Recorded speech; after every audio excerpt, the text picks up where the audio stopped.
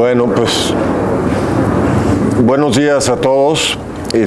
Haré un esfuerzo para hablar lo más fuerte que pueda. La verdad es que esta es una hora de aviones, entonces tendremos que ir haciendo pausas cuando nos interrumpan.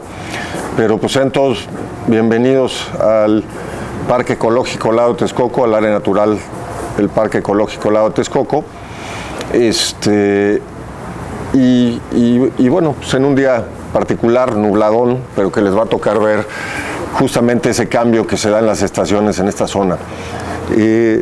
Yo soy el arquitecto Iñaki Echeverría, soy director general del Parque Ecológico Lago de Texcoco y nos acompaña también la compañera Gabriela González Márquez, que es la directora del área de protección de recursos naturales del Parque Ecológico Lago de Texcoco por parte de la Comisión Nacional de Áreas Protegidas, la CONAMP, en representación del compañero Adán Peña, que no nos pudo acompañar, pero con quienes hemos desarrollado todo este trabajo absolutamente conjunto. Es una zona muy particular en la que de alguna manera se enciman muchas actividades, muchas responsabilidades, incluidas la CONAGUA, el organismo, particularmente el organismo de cuenca del Valle de México, que es otro de los involucrados y que de alguna manera somos los que hemos llevado a cabo todo este proceso, obviamente siguiendo órdenes del presidente del gobierno federal y en coordinación, pues, tanto con el gobierno del Estado de México como con otros actores como el Frente de Pueblos en Defensa de la Tierra, el IMTA, otras áreas de la Semarnat y en fin muchísimas otras dependencias con las que hemos colaborado en la zona, SEDATU, Agricultura, etcétera. Voy a empezar hablando realmente no directamente del parque. Les quiero dar un poco de contexto de qué es lo que está detrás del parque, que al final del día no es un proyecto ni de paisaje, ni de territorio exclusivamente, ni de infraestructura monofuncional en el sentido como solemos entenderla. Entonces, ya que los tengo cautivos, les voy a pedir un poco de paciencia, les voy a dar algunos datos que alimentaron todo este proceso. Es un proceso en el cual yo me involucré hace casi 25 años, cuando escribí un primer artículo sobre la zona, y hace unos 15 desarrollamos una serie de proyectos para convertir el lugar en parque ecológico, como parte de una serie de proyectos que vienen existiendo para la zona desde hace, yo diría, unos 150 años al menos, entre los cuales les puedo mencionar algunos muy notables como Mariano Barragán, el ingeniero de Garay, antes que él, o Miguel Ángel de Quevedo, inclusive. Eso obviamente sin contar a Gerardo Cruikshank y a Nabor Carrillo. Perdón.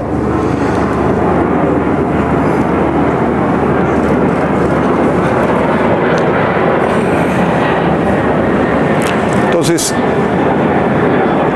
en realidad, la idea de que esto es un proyecto nuevo, pues es muy, ¿no? Es una confusión. Estos son proyectos que existen hace muchísimo. Esta idea del parque, inclusive en 1936, ya la había planteado como tal Miguel Ángel de Quevedo.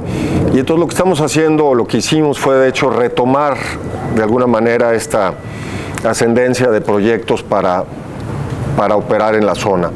Le llamo esta charla o esta introducción Infraestructura Suave e Ingeniería Viva por una idea que introduje hace 25 años justamente en este artículo, que en ese momento decidimos llamarle infraestructura suave, que es la idea de poder hacer infraestructura no solamente con los métodos tradicionales que asociamos como concreto, acero, etcétera, sino con infraestructuras verdes, azules y una serie de instrumentos que de alguna manera permiten sobreimponer diferentes capas en una misma inversión.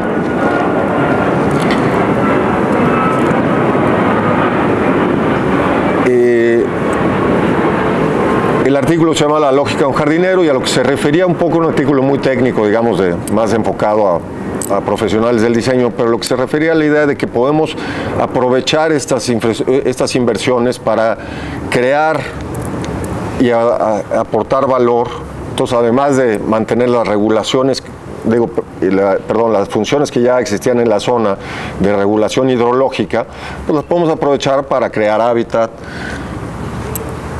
para beneficiar no solamente a población humana, sino a otras poblaciones, ¿no? Animales, vegetales, orgánicos, o sea, de otro tipo, que compartimos pues no solamente el territorio, sino el agua y una serie de elementos, a la vez que aportamos la posibilidad de mejorar condiciones, por ejemplo, de salud humana, básicamente de eso se trata, y salud ambiental, sobreimponiéndole capas pues, de servicios sociales. Entonces, básicamente es un proyecto que surge de una lógica de servicios ambientales que incorporan todo esto.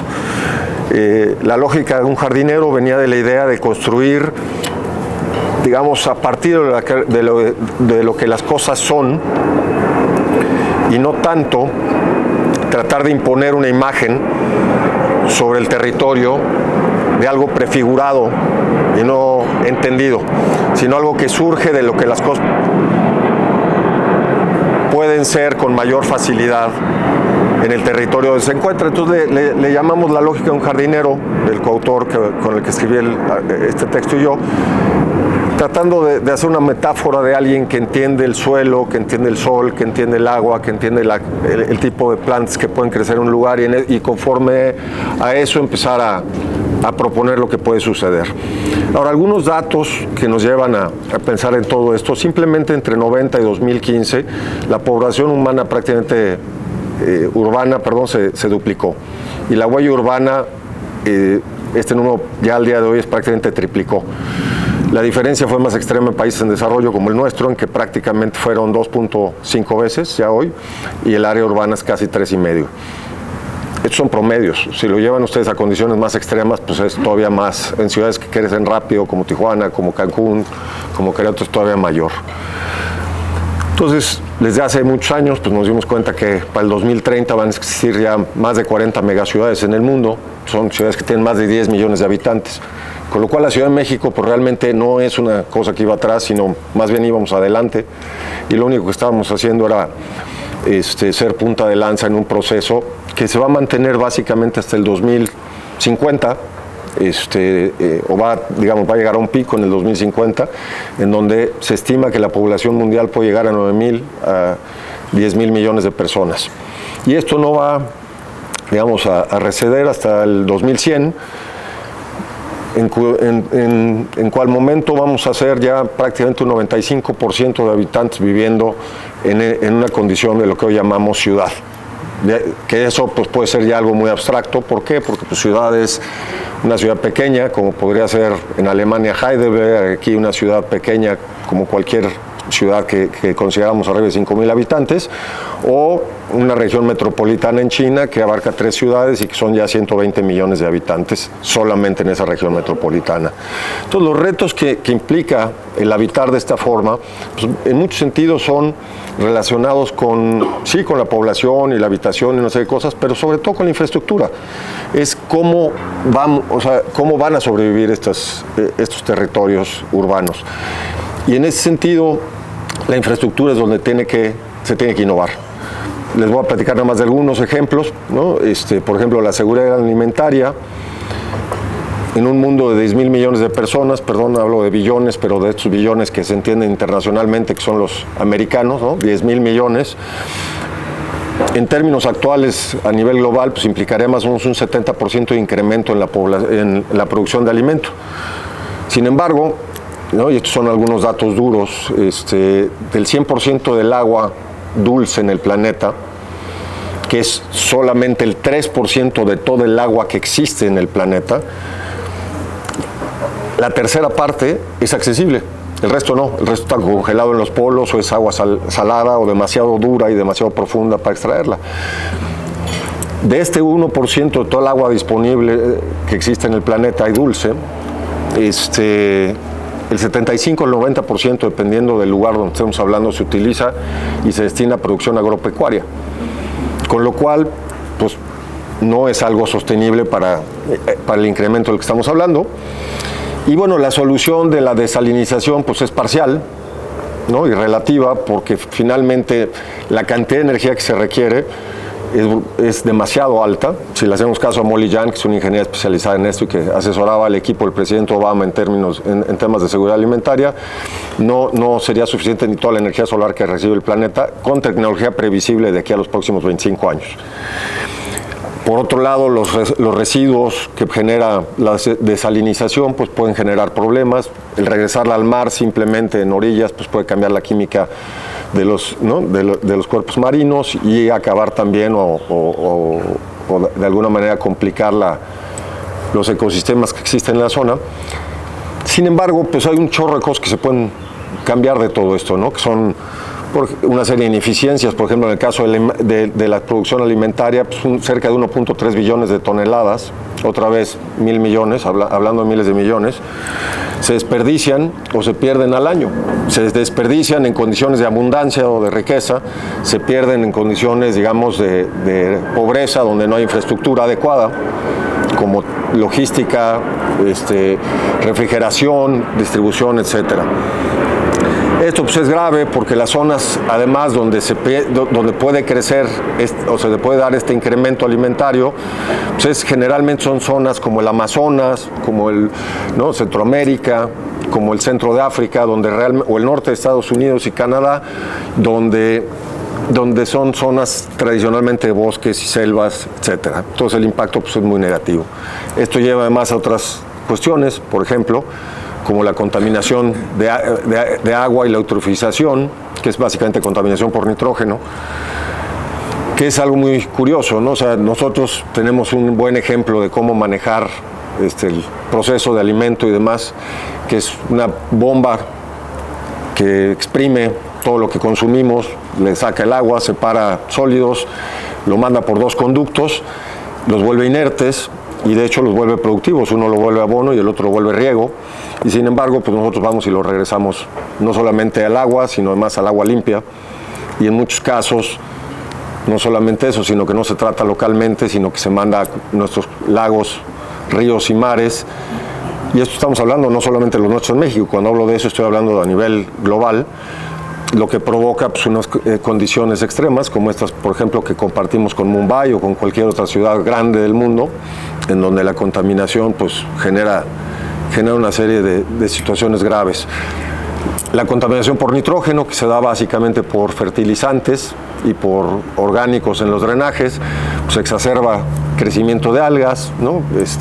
Eso termina comprometiendo el oxígeno en los cuerpos de agua, la vida de otras especies e inclusive la subsistencia de los mismos cuerpos de agua. Esto si se meten en Google Earth y ven, por ejemplo, lo que sucede en el delta del Mississippi o en cualquier río de estos muy contaminados, pues lo pueden ver inclusive a nivel satelital, ¿no?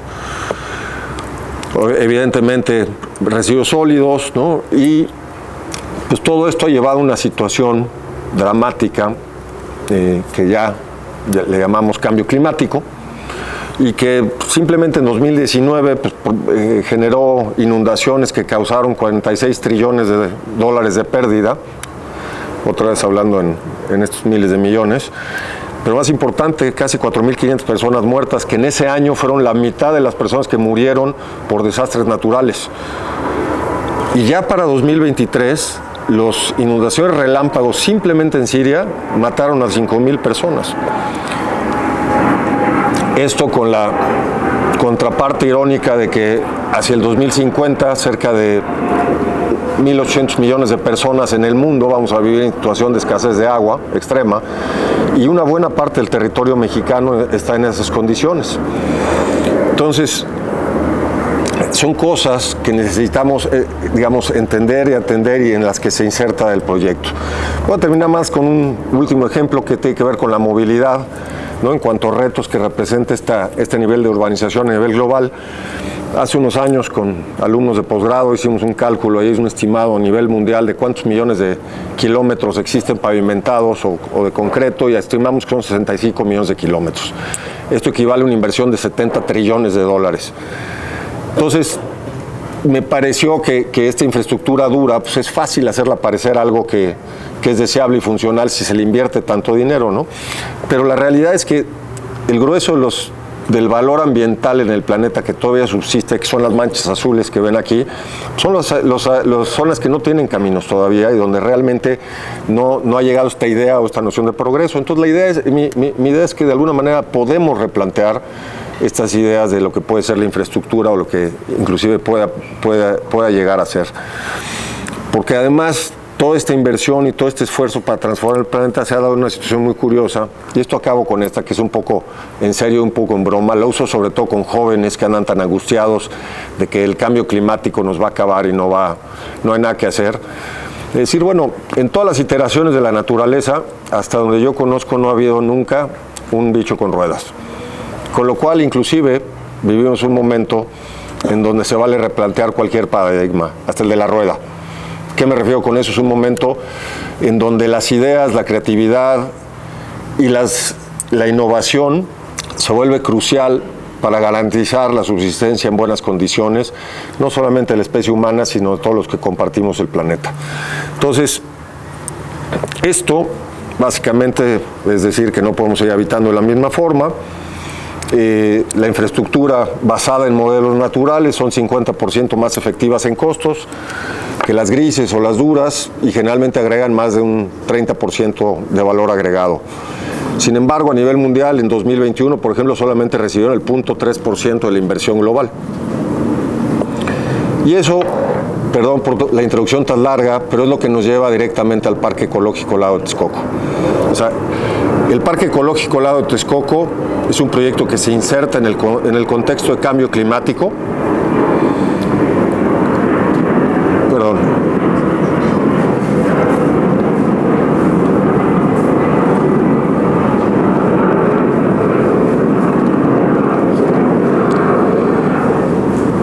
Como parte o como pieza clave de una visión más amplia de recuperación ambiental de la cuenca hidrológica del Valle de México o de la cuenca hidrológica de México. Es un proyecto que por su tamaño resulta esencial dentro de esta visión, que es la forma de garantizar la viabilidad y la habitabilidad de la cuenca y sobre todo del valle de cara a los próximos 80 o 100 años.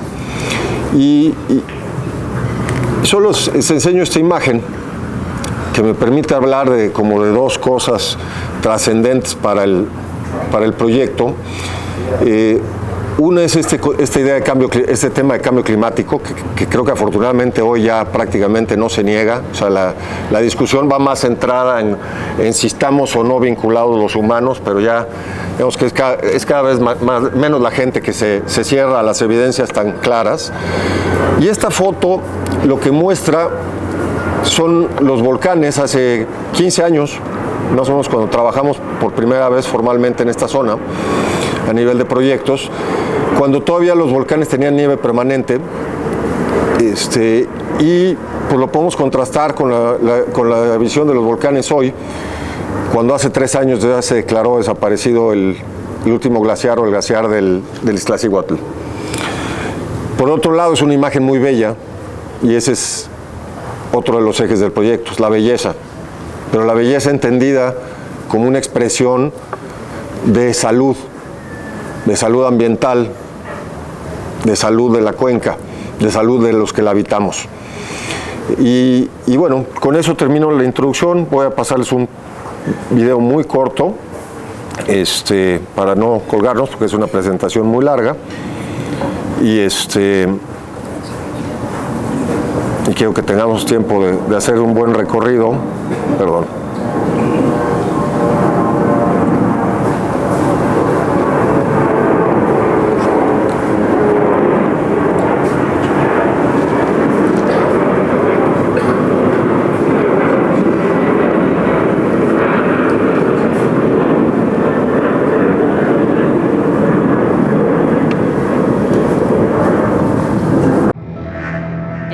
Temperatura no debe sobrepasar esa cifra. Foi o mês mais quente. CO2 dans l'atmosphère est de 400.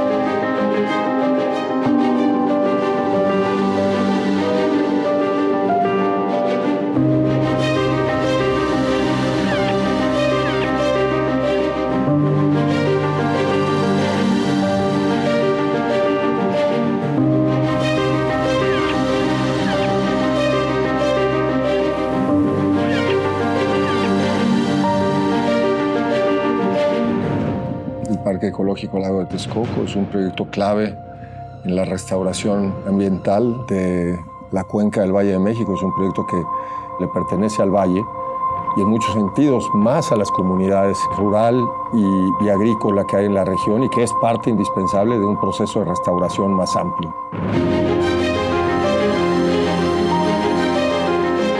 Las comunidades locales se van a beneficiar de cuestiones más culturales y sociales construidas, como un deportivo muy grande de 270 hectáreas que tiene cantidad de infraestructura que no existe en la zona. Entonces esto se convierte en una infraestructura centralizada que puede otorgar servicios que faltan en la zona y tiene la posibilidad en el tiempo de cambiarle la cara al oriente del Valle de México de forma radical. 14.030 hectáreas, esto para dar una idea de la escala, son 17 veces todo el bosque de Chapultepec. Cabe prácticamente ahí la ciudad de Villahermosa, Oaxaca, es del tamaño de Torreón. Y para dar un referente internacional es 2.8 veces la isla de Manhattan.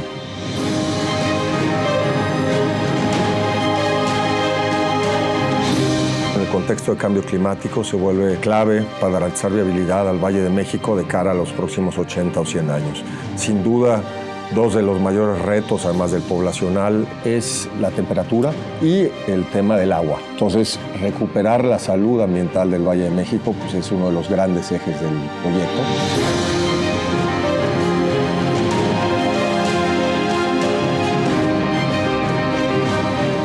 Somos más de 11.000 personas que hemos colaborado de una forma u otra desde todos los ámbitos, ¿no? Desde el público hasta la gente que está trabajando con sus manos propiamente en el sitio. Lo más importante es visualizar la oportunidad que existe en este espacio respecto a lo que puede ser el futuro del Valle de México. Y Texcoco es eso. Si lo vemos analizado en una foto aérea, la escala y el tamaño de lo que representa esta oportunidad, creo que es lo más importante que puede aportar el proyecto del Parque Ecológico Lago de Texcoco.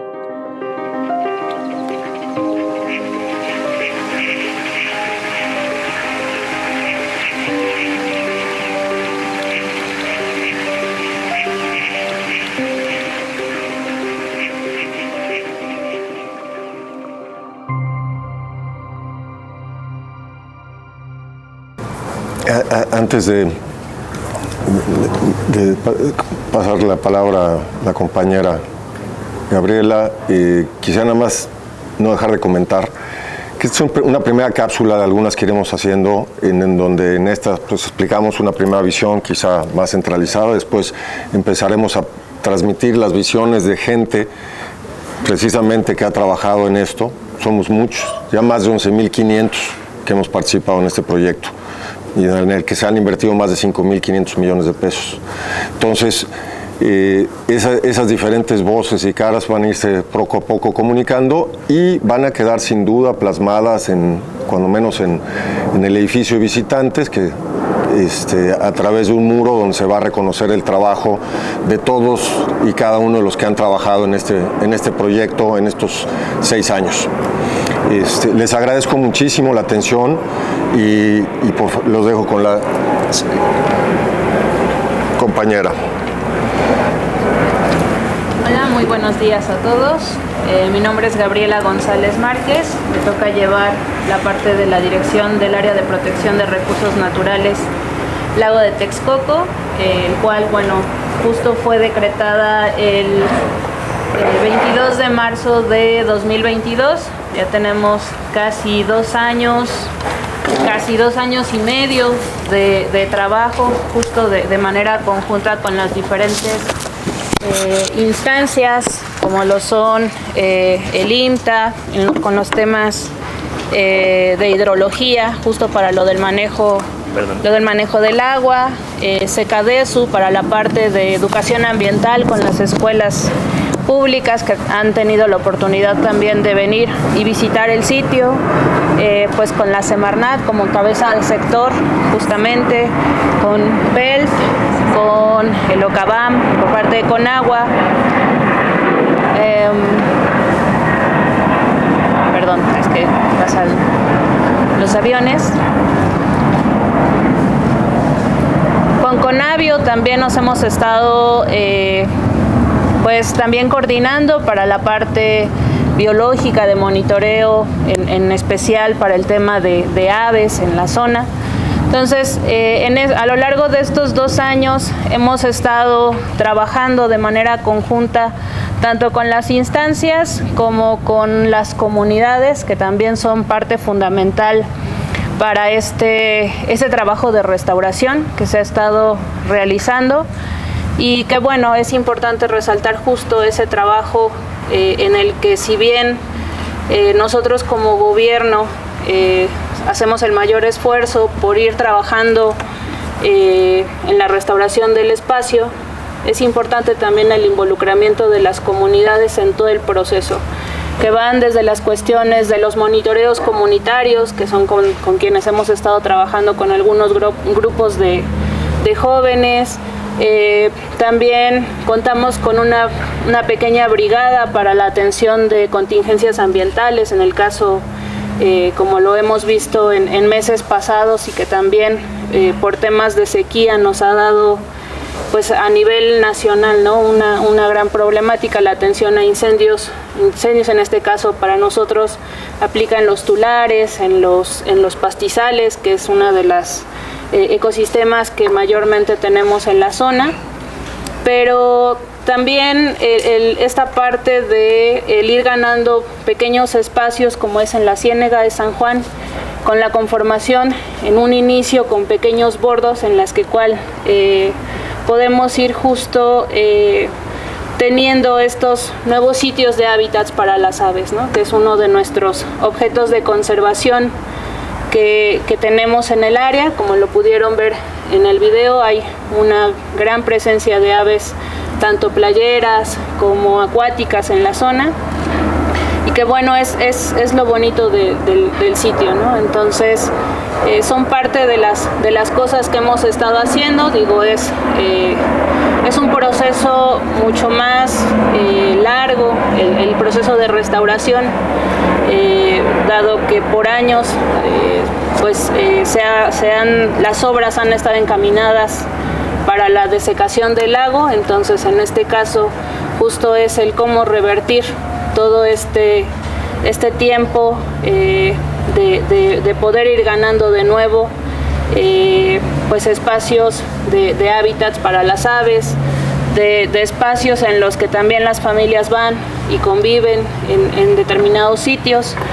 Y también, pues justo como lo veíamos en la foto, si no estoy mal, es como en la zona del Nabor Carrillo, más o menos, en donde, bueno, también la belleza escénica, pues también es uno de los servicios ambientales que también justo se pueden apreciar en todas las áreas naturales protegidas, ¿no? Entonces, pues ojalá y este recorrido, y no solamente en esta ocasión, en otra ocasión tengan la oportunidad de venir, conocer el área, ¿no? Nosotros en algún momento estábamos trayendo algunos grupos de estudiantes, particularmente de la región, en donde de repente nos sorprendía, ¿no?, el escuchar a los niños, el que los llevábamos a la zona de la Ciénega de San Juan, veían las aves, y que los niños de repente se expresaban y decían, no sabía, no tenía conocimiento que este lugar tan bello estuviera tan cerca de mi casa, ¿no? Entonces, justo el empezar a hacer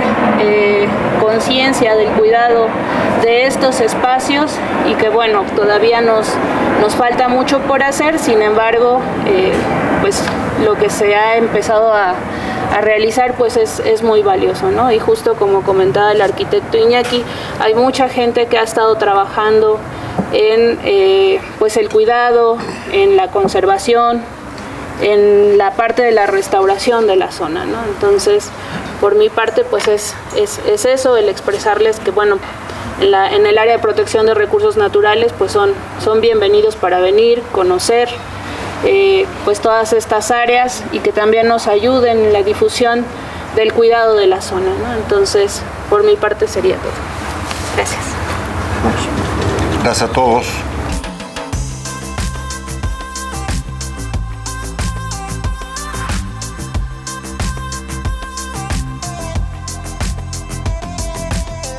Edificios de México.